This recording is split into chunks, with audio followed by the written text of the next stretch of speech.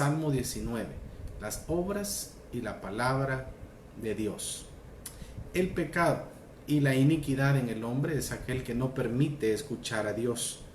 Y sin embargo, Él en su gracia continúa hablando. Ya el cántico lo dice, nos habla por las aguas, nos habla por los vientos. No se extrañen en que el Señor, hermanos, en su amor siempre desea que usted venga a Él.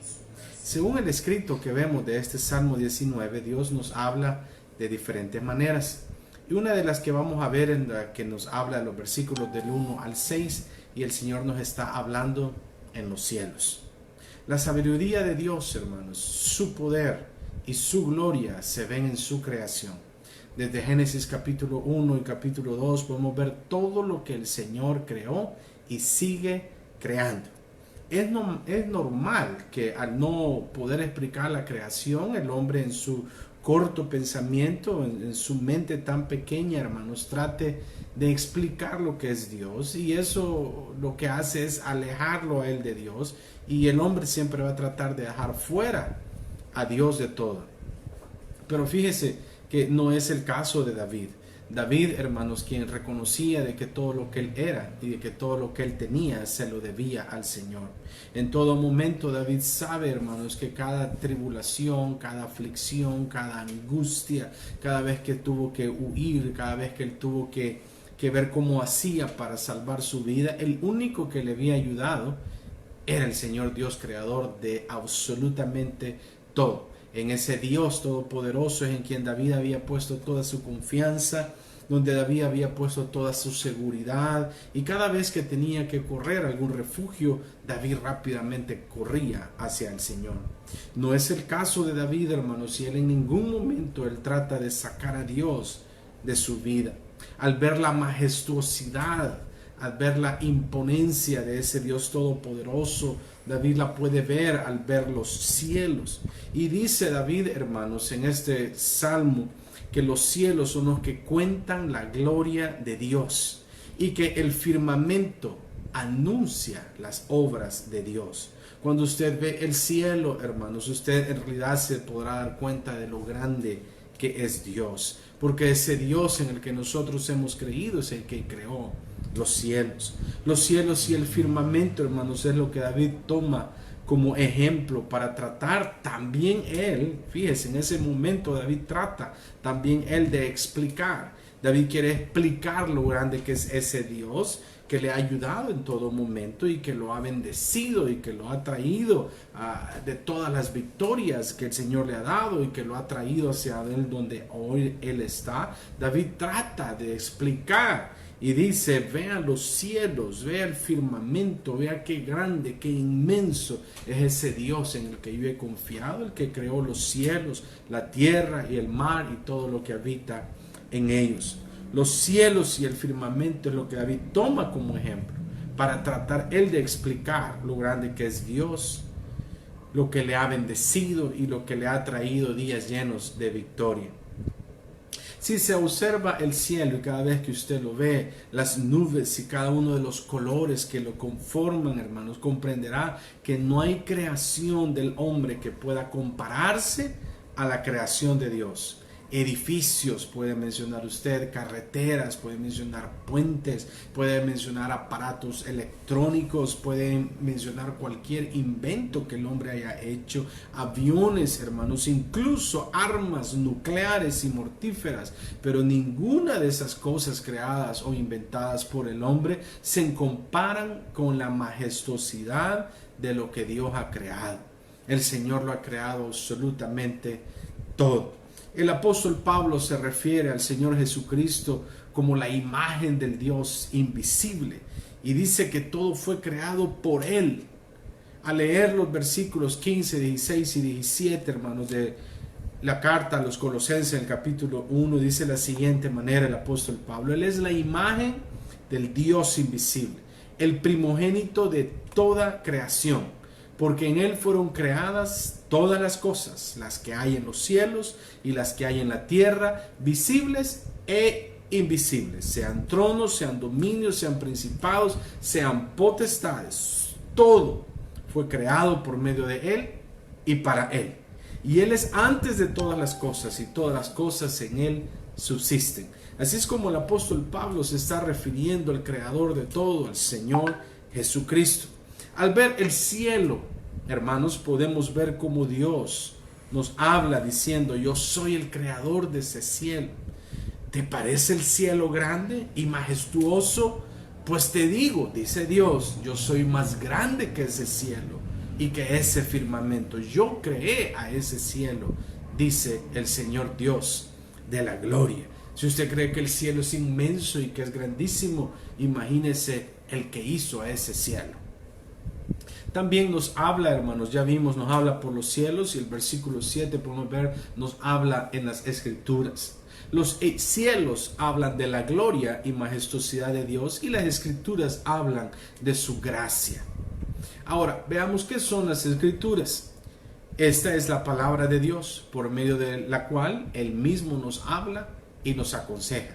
La segunda carta a Timoteo 3:16 nos dice que toda la escritura es inspirada por Dios y útil para enseñar, para redarguir, para corregir, para instruir en justicia. Por medio de su palabra, su santa palabra, hermanos, como el Señor nos instruye, es como Él nos enseña, como Él nos corrige, como Él nos redarguye. Por medio de las escrituras, Dios mismo nos enseña a nosotros a cómo desea Él que el ser humano actúe, piense y sienta.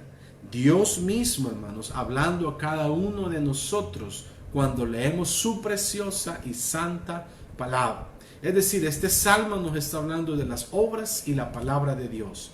Los versículos primeros del 1 al 6 nos habla en los cielos, y en el 7 vemos cómo nos habla en las escrituras. El versículo 8, hermanos: los mandamientos de Jehová son rectos, que alegran el corazón.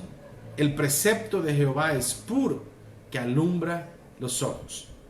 La palabra de Dios es la única que nos trae luz, inclusive en el calabozo más oscuro y más profundo en que usted puede estar metido, en cualquier valle de sombra donde usted esté, en cualquier situación adversa de su vida y negativa. La palabra de Dios nos trae una salida. Esta es la luz al final del túnel, la palabra de Dios. Esta es la que nos da claridad de pensamiento y nos dice cómo actuar, cómo comportarnos, cómo pensar, cómo sentir, cómo desarrollarnos en determinada etapa o circunstancia que estemos viviendo. Jesús por eso mismo nos dice: ¿quieres ser mi discípulo? Entonces guarda mis mandamientos. Juan 14:21. Jesús venció la tentación del maligno, hermanos, por medio de las sagradas escrituras.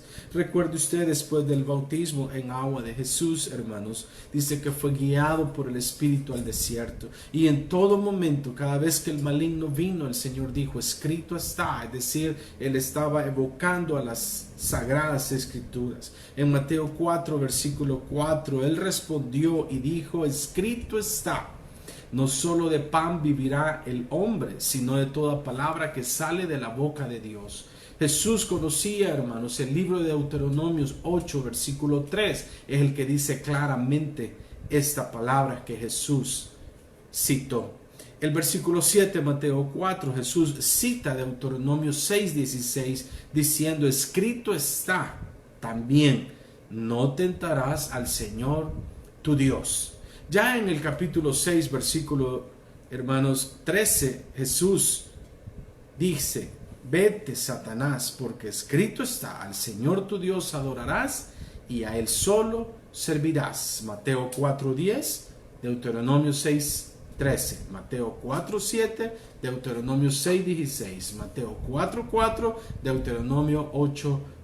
El Señor en todo momento sabía, hermanos, de que los preceptos, la palabra del Señor alumbra los ojos. Cuando usted ve alguna situación negativa o adversa, la palabra de Dios es la que le va a ayudar, la que le va a hacer sentir paz, la que le va a dar fuerza, la que le va a dar confianza, la que lo va a rescatar de cualquier situación negativa que usted esté enfrentando en esos días.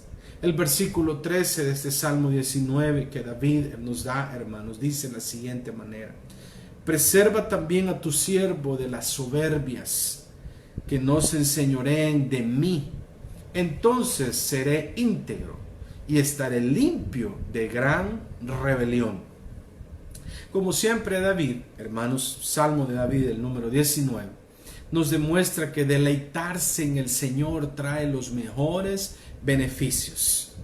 Podemos ver en este versículo cómo David ha madurado espiritualmente y reconoce de sus soberbias, como él le llama, exponiéndolas a ese Dios creador de todo y de todos. Igualmente todo cristiano debemos de ser, hermanos, y llegar a esa madurez espiritual y reconocer, hermanos, que sin Él nosotros nada somos, sin Él no hay algo que podamos nosotros hacer.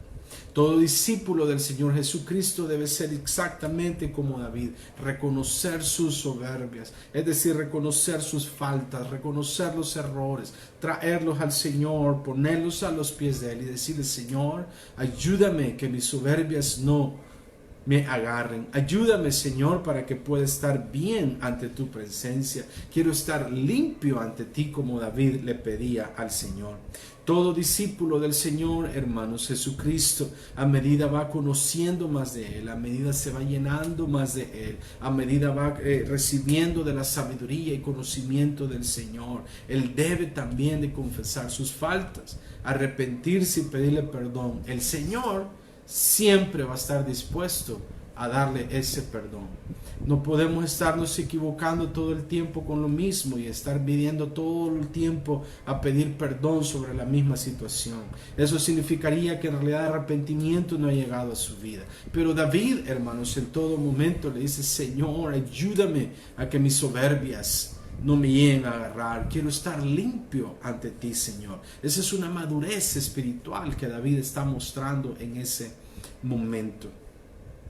Quiero decirle, hermanos, que este Salmo 19, hermanos, es muy fabuloso en aspectos de cómo Dios nos habla. Nos habla por los cielos, hermanos, nos habla por medio de la palabra escrita, sus preceptos, sus estatutos, hermanos. También, hermanos, el Señor nos enseña cómo esta palabra es la única que nos va a llevar a toda luz, a toda claridad. Como nosotros debemos en todo momento, hermanos, de no sentirnos que somos algo más cuando en realidad somos nada sin el Señor.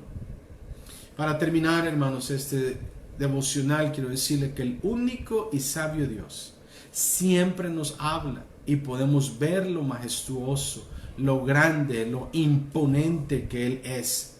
Pero aún así, ese Dios grandísimo y enorme que no cabe en nuestra mente, no podríamos describirlo nunca, solo podemos decir ciertas cualidades, ciertos atributos, ciertas características de Él, porque Él es inmenso, hermanos, Él es infinito, el Señor todo lo cubre, el Señor todo lo es.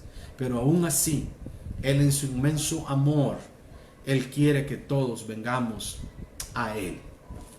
Gloria al Señor, hermanos. Este es un salmo muy bonito que le va a ayudar mucho a usted y su familia, el que lo lea en su casa.